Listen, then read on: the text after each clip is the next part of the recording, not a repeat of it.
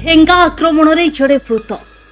କେନ୍ଦୁଝର ଜିଲ୍ଲା ଘସିପୁର ବ୍ଲକ ରାମଚନ୍ଦ୍ରପୁର ଥାନା ସାଇଙ୍କୁଳଫାଣ୍ଡି ଅନ୍ତର୍ଗତ ପଣ୍ଡୁଆ ଗ୍ରାମରେ ଘଟିଛି ଅଭାବନୀ ଘଟଣା। ପଣ୍ଡୁଆ ଗ୍ରାମର ମୁନା ଜେନା ନାମକ ଏକ ଯୁବକ ସେହି ଗ୍ରାମର ଏସ୍କେ ରେହମତଙ୍କୁ ଏକ ଠେଙ୍ଗା ସାହାଯ୍ୟରେ ମୁଣ୍ଡକୁ ଜୋରସେ ଆକ୍ରମଣ କରିଥିଲା। ଘଟଣାସ୍ଥଳରେ ଏସ୍କେ ରେହମତଙ୍କ ମୃତ୍ୟୁ ଘଟିଛି। ତେବେ ପଣ୍ଡୁଆ ଗ୍ରାମର ଜାହିର ଅହମ୍ମଦ ଖାଁ କହିବା ମୁତାବକ ଉଭୟଙ୍କ ମଧ୍ୟରେ ପୂର୍ବରୁ ସାମାନ୍ୟ ଝଗଡ଼ା ହୋଇଥିଲା। ତେବେ ସେ ଶତ୍ରୁତାକୁ କେନ୍ଦ୍ର କରି ମଙ୍ଗଳବାର ଦିନ ସନ୍ଧ୍ୟା 7ଟା ସମୟରେ ଏସ୍କେ ରେହମତ ପଣ୍ଡୁଆ ଛକରେ ଥିବା ପାନ ଦୋକାନକୁ ପାନ ପାଇଁ ଆସିଥିଲା।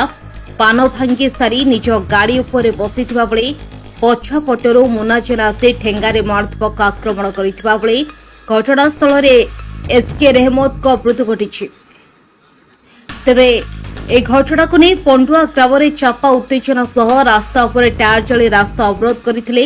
ମୁନା ଜେନାଙ୍କ ପରିବାର ଲୋକେ କେଉଁଆଡ଼େ ଫେରାର ହୋଇଯାଇଥିବା ବେଳେ ତାଙ୍କ ଘରକୁ ଭଙ୍ଗାରୁଜା କରିବା ସହ ଜାଳି ଦେବାକୁ ଉଦ୍ୟମ କରିଥିବା ଖବର ପାଇ ଘଟଣାସ୍ଥଳରେ ରାମଚନ୍ଦ୍ରପୁର ଥାନା ଅଧିକାରୀ ବିଜୟ କୁମାର ସିଂ, ଆନନ୍ଦପୁର ଥାନା ଅଧିକାରୀ ଲକ୍ଷ୍ମୀକାନ୍ତ ପ୍ରଧାନ, ଘସିପୁର ଥାନା ଅଧିକାରୀ ସୁନୀଲ କୁମାର କର, ଦଇତାରୀ ଥାନା ଅଧିକାରୀ ଏଚ୍କେ ବେହେରା ମଧ୍ୟ ଉପସ୍ଥିତ ରହି ବୁଝାସୁଝା କରିଥିଲେ। ହେଲେ କୌଣସି ମତେ ଶାନ୍ତ ପଡ଼ିନଥିବା ବେଳେ ଆନନ୍ଦପୁର ଏସ୍ଡିପିଓ ପ୍ରଶାନ୍ତ କୁମାର ବେହେରା ଘଟଣାସ୍ଥଳରେ ପହଞ୍ଚି ବୁଝାସୁଝା କରିଥିଲେ ମଧ୍ୟ ପରିସ୍ଥିତି ଅଣାୟତ୍ତ ହୋଇଛି। ଏ କାରଣରୁ ବସ୍ ଚଳାଚଳ ଠପ୍ ସହ ଅନ୍ୟ କୌଣସି ଗାଡ଼ି ଗ୍ରାମ ପଶି ଛାଡୁନଥିବା ଜଣାପଡ଼ିଛି। ତେବେ କୌଣସି ଅପ୍ରୀତିକର ପରିସ୍ଥିତିକୁ ଆଖି ଆଗରେ ରଖି ଘଟଣାସ୍ଥଳରେ ଘସିପୁରା ଅଗ୍ନିଶମ ବାହିନୀ ଓ ଆମ୍ବୁଲାନ୍ସ ଗାଡ଼ି ଓ କର୍ମଚାରୀମାନେ ଉପସ୍ଥିତ ରହିଛନ୍ତି।